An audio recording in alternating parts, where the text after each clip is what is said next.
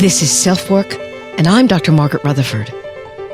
At SelfWork, we'll discuss psychological and emotional issues common in today's world and what to do about them.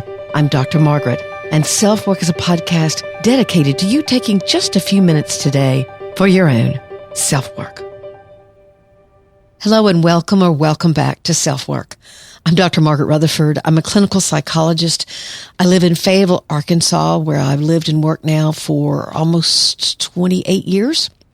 And I'm delighted to be here with you. I started SelfWork literally almost 5 years ago. I looked it up October the 12th, 2016, and we'll be celebrating. I started it because I wanted to extend the walls of my practice and explain therapy to those who might really not know anything about it, or give people who are already in therapy another perspective, to reach out to those of you who've just been initially diagnosed and you're looking for answers, or you have some relationship problems that you just can't solve. Also, to a third group, to those of you who might believe you'd never darken the door of a therapist, but you've either heard something about self-work or you're just curious enough or unhappy enough to listen. I'm glad all of you are here. You know, sometimes when I start out to write or research a podcast episode, I know where I'm going with it. But other times, like this episode, I wandered around like the kids in the fairy tale. I think it was Hansel and Gretel, who thankfully learned to leave a trail of breadcrumbs so they know how to get back home. It seemed like I was all over everywhere. I started out researching something called the window of tolerance, where your sympathetic nervous system and your parasympathetic nervous system work together to keep your stress levels and your response to stress fairly balanced. But then I discovered the common sense and almost charming work of Dr. Dan Siegel, and I dropped the first idea. They're definitely related, however. So today we're going to be focused on how to self-soothe, per Dr. Siegel's experience and advice. When I watched him talk, he made me think of other soothers in our culture, like Mr. Rogers and Aibileen Clark from the movie Help, and more recently and very comically, even Ted Lasso. What is it that these characters do, or actual people do, that remind us how we can calm ourselves? Dr. Siegel coined the phrase, name it to tame it. There's a lot there, and I'll have a couple of YouTube videos linked that are also helpful to watch. Our listener email is from someone who's gained a lot from self-work. That always makes me smile, but can't stop worrying about the cancel culture that has arrived. Suddenly you're simply not around anymore, or important or valued, because of what can seem like immediate and complete social rejection. So we'll talk about cancel culture. Thanks so much for joining me on this episode of Self-Work, graciously sponsored by BetterHelp. And you'll hear a wonderful offer from them just because you're a Self-Work listener. Now let's talk about name it to tame it.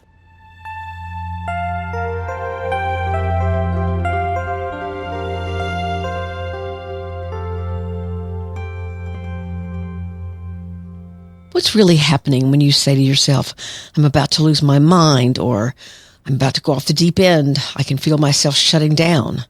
You're overwhelmed, you're lost, and you feel very alone. Something is happening where you can't seem to calm down or self-soothe, as the term implies. So I wanted this episode to talk about and focus on self-soothing. And I remembered Mr. Rogers. He conveyed in his simple but steady message, emotions are mentionable and manageable. Even when he spoke in front of Congress, I think it was in 1969, seeking their support for public children's TV, he made a point of saying that if we raise children who love themselves, they will end up being kind adults. He'd say things to kids like, the toughest thing is to love somebody who's done something mean to you, especially when that somebody has been hurt yourself. He really was quite the figure. Tom Hanks, who portrayed this wonderful man in the recent movie, The Beautiful Day in the Neighborhood, said that as he watched hours of recordings, he noticed one particular thing. Rogers seemed to meditate on the answers he was hearing, even if they were from children, like he had no other thoughts in his mind but what you were saying. And of course, this was true whether you were an adult or a child. He was not biding his time talking to you, but investigating you as an individual that he, Mr. Rogers, would learn from. He gave you a dignity and import that was squarely yours and yours alone. That's a beautiful quote, isn't it? Mr. Rogers wasn't playing Mr. Rogers. He was Mr. Rogers, and stood strong in his beliefs about teaching children self-acceptance and love, by showing it to them, by giving them the words and power to be kind to themselves. Then I thought about other self-soothers. I was saddened by the reminder of what my own childhood had been like when I saw the movie The Help several years ago.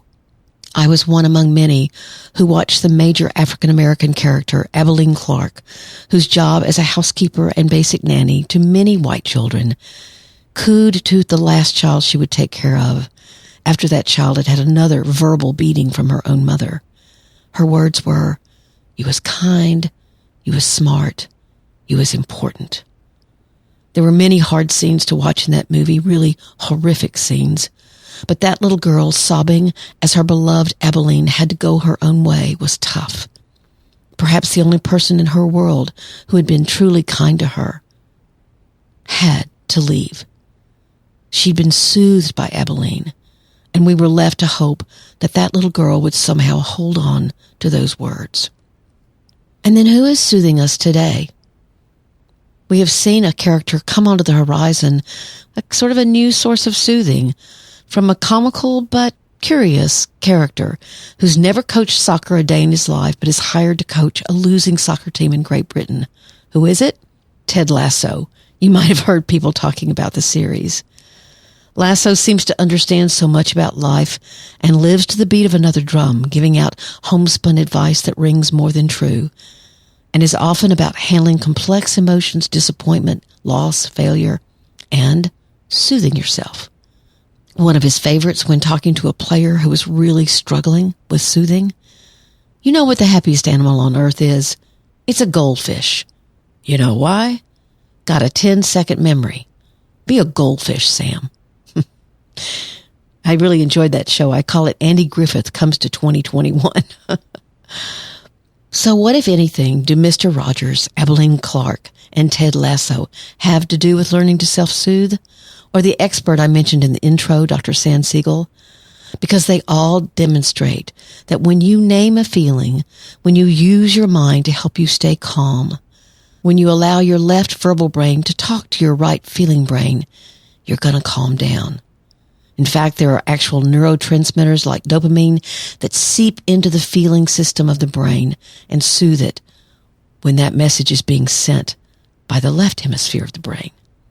That's how Dr. Siegel got to call it, name it to tame it. Before we go into the structure of Dr. Siegel's experience and ideas, let's hear from BetterHelp with a great offer of where you just might find some soothing of your own.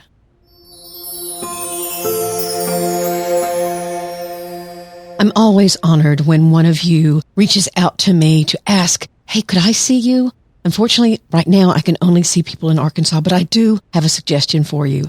I've personally found that BetterHelp, the leading online therapeutic counseling service, is really a great option, and I've partnered with them here at SelfWork to provide you with a professional, very affordable, and trustworthy source of help, no matter where you live.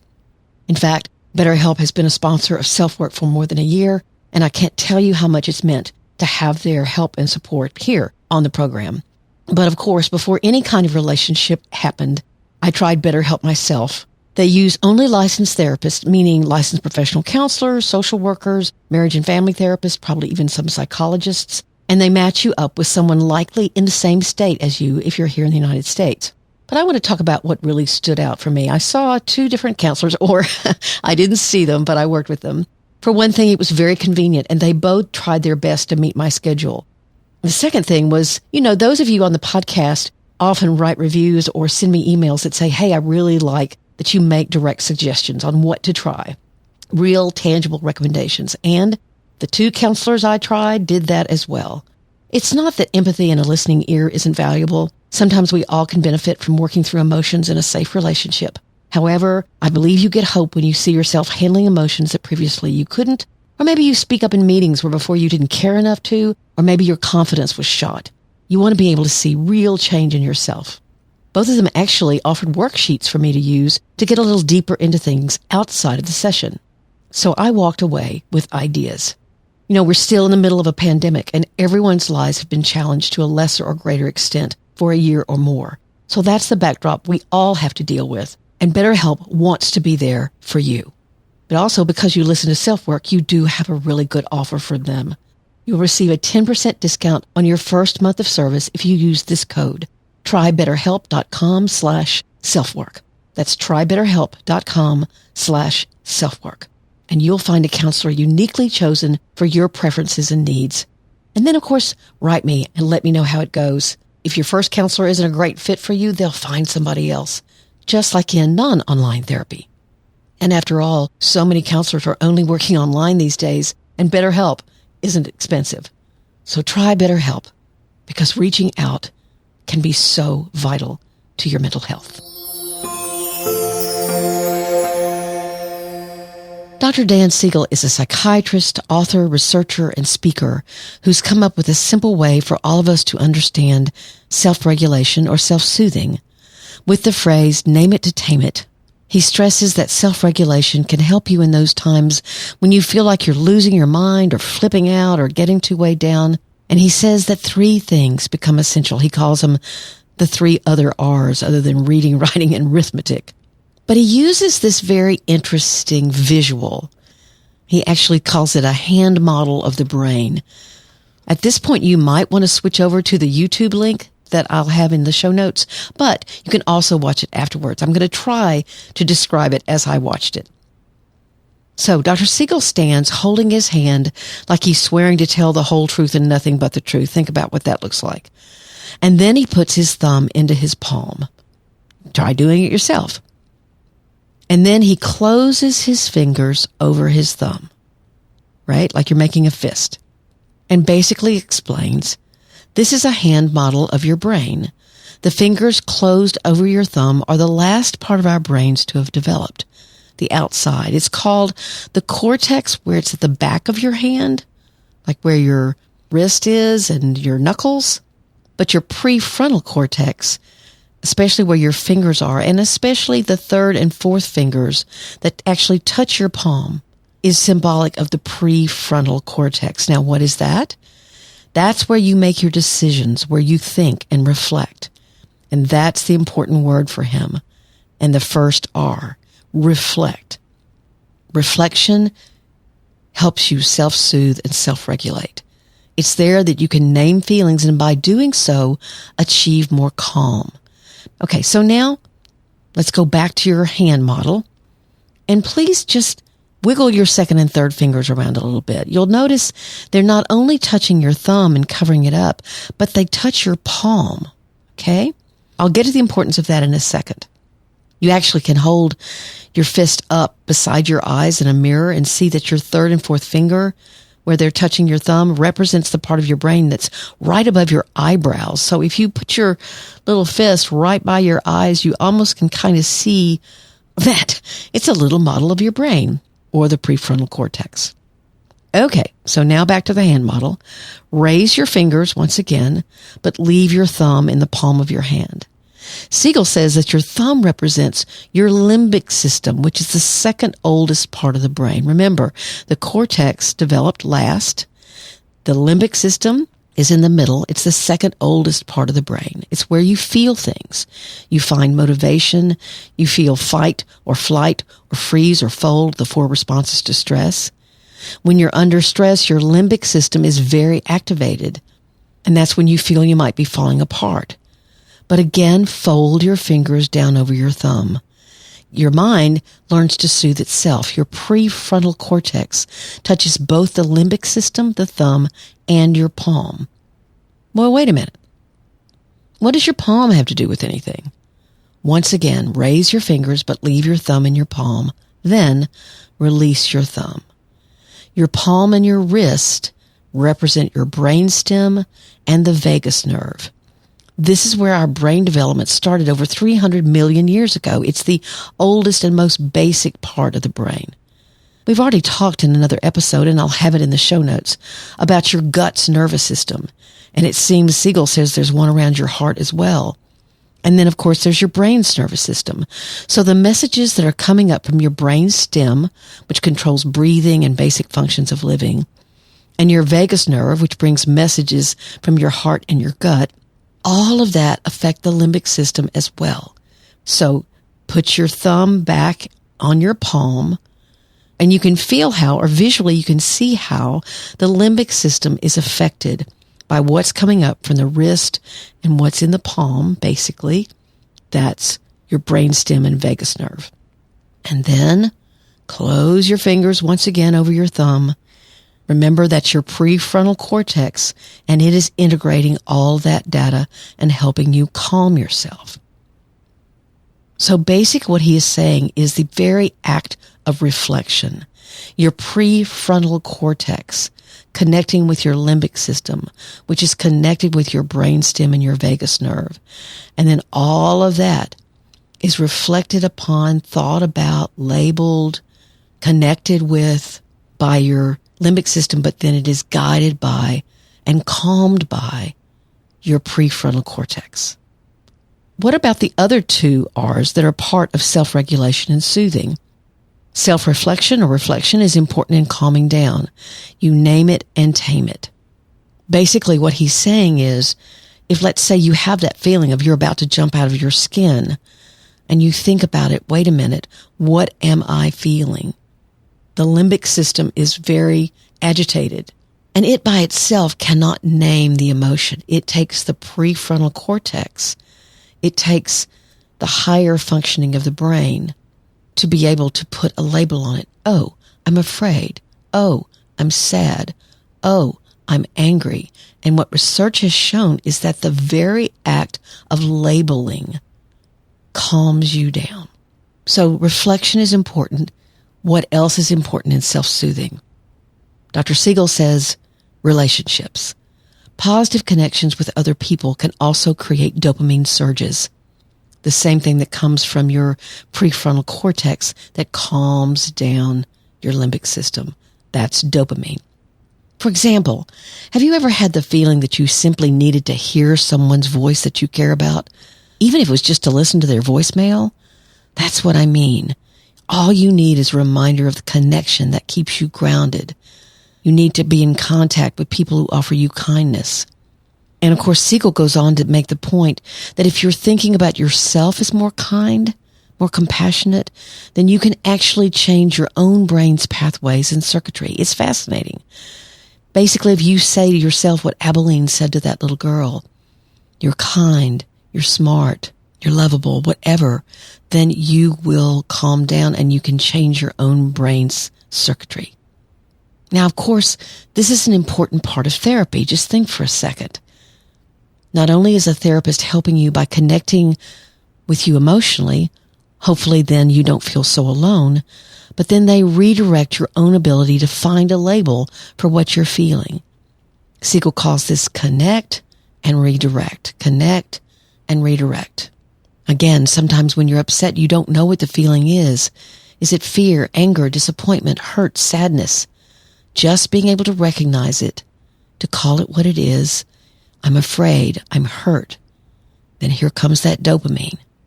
So if you're in therapy, the therapist can support this kind of self-reflection and even act as a teacher for such and offer a safe relationship, but you can learn to self-soothe. In fact, the goal of therapy is to have someone begin to develop other relationships that hold the same potential that therapy had, that they can feel understood, that they have someone that can connect with them and at times can help them redirect. All of us need that sometimes. And of course, when we experience compassion, that can be life-altering. Siegel calls it, name it to tame it. The third R is resilience. When you combine the ability to reflect with relationships, positive relationships, you build resilience. So reflection plus relationships leads to resilience, because resilience is all about self-regulation. A resilient person is someone who can go through something very difficult and stay grounded. Now, not inert, not feeling, but managing those feelings, managing impulses, managing reactions so that they become responses. Name it to tame it. Try it out. And check out those YouTube videos. He's almost like Mr. Rogers is talking to you.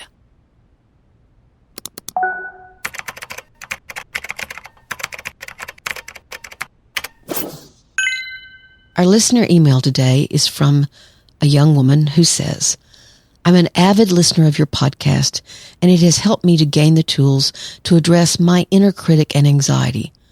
However, I still experience incredible anxiety regarding cancel culture. Years ago, I did not like the person that I was and the way I treated others.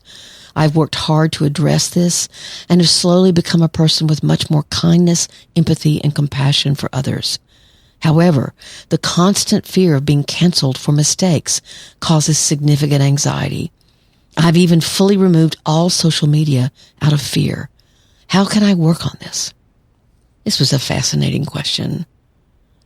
Years ago, I told a family member that was possibly considering running for some kind of political office that I would probably not be able to help him, especially if people found out about the chaos of my 20s. I would have to stay out of the limelight. That was years ago, but obviously now we see in cancel culture that mistakes people made decades before come up to haunt them. And again, maybe they were egregious mistakes. I'm not condoning the mistake, but I'm saying, as a therapist, it's hard enough to encourage people to open up about their past. And many fear that they'll see a look of disgust or disappointment in my eyes instead of compassion. Most of us do stupid things. That's how we learn and grow.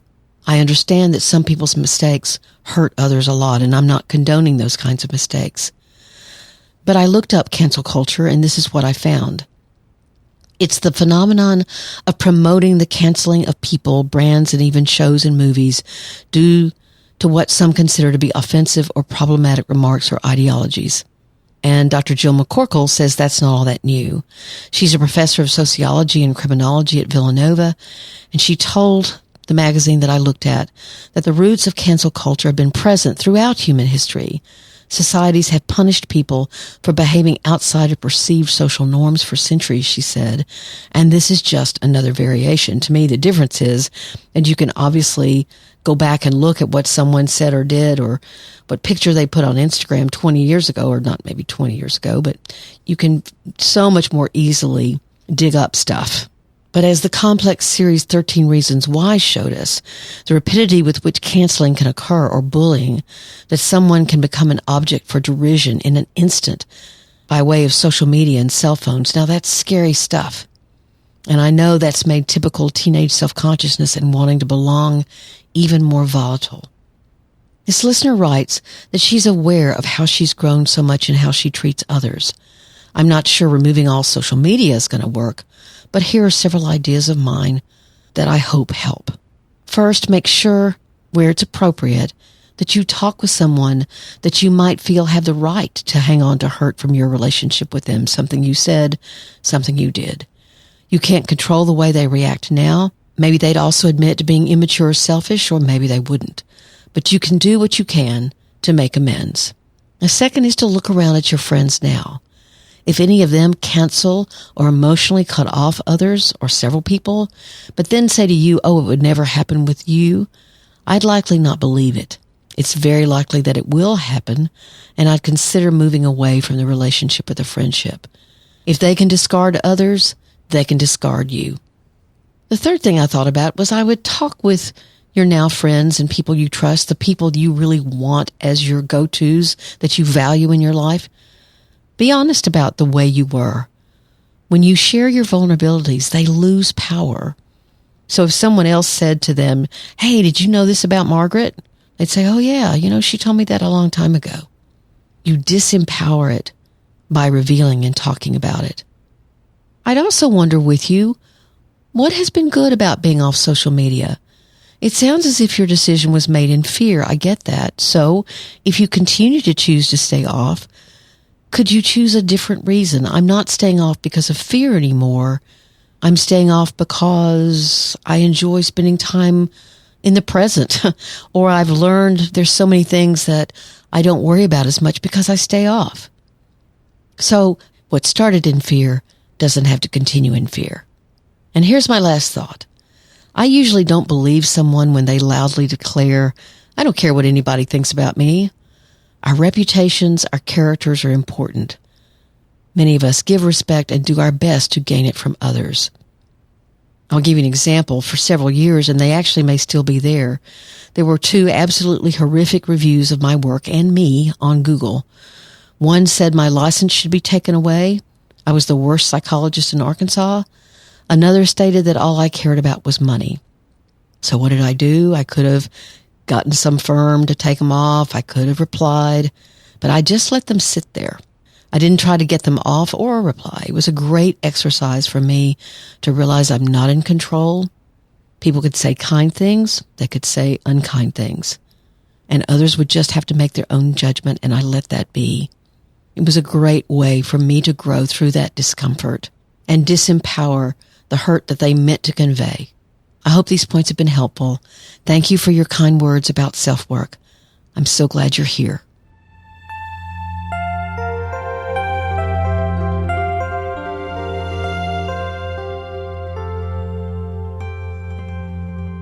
Thank you all for being here today. I'm recording this on actual Labor Day here in the United States. I had a beautiful walk this morning. I really so enjoyed getting outside. I know things are still very ambiguous, but I hope that you are spending time with friends and family in a safe way. It means so much to reconnect, just like Dr. Siegel said. Thank you again for your reviews. On Apple Podcasts, SelfWork reached 1,000 reviews. Yay! But please continue to leave ratings and reviews, especially the written ones are very important now that the numbers are not going to go up substantially every day or week. And as always, I appreciate the ratings and reviews for my book, Perfectly Hidden Depression. I will tell y'all that I got to give my first live talk on the subject this past week. And the looks in people's eyes were just, wow. I've never thought about perfectionism as being associated with depression, but it is. The more you have to stay in control, sometimes the more you're hiding. That's what Perfectly Hidden Depression is all about. So if you're needing to read that message or hear that message, the book's available in paperback, ebook, as well as Audible. There are lots of ways to reach out to me. You can reach out via the SpeakPipe link, which is here in your show notes and also on my website, drmargaretrutherford.com. Then I get to hear your actual voice, which is really fun and helps me get to know who listens. You can email me at askdrmargaret@drmargaretrutherford.com. Would love to hear from you. And I have a Facebook group at facebook.com/groups/selfwork. Thank you so much for being here. Take very, very good care. I'm Dr. Margaret, and this has been SelfWork.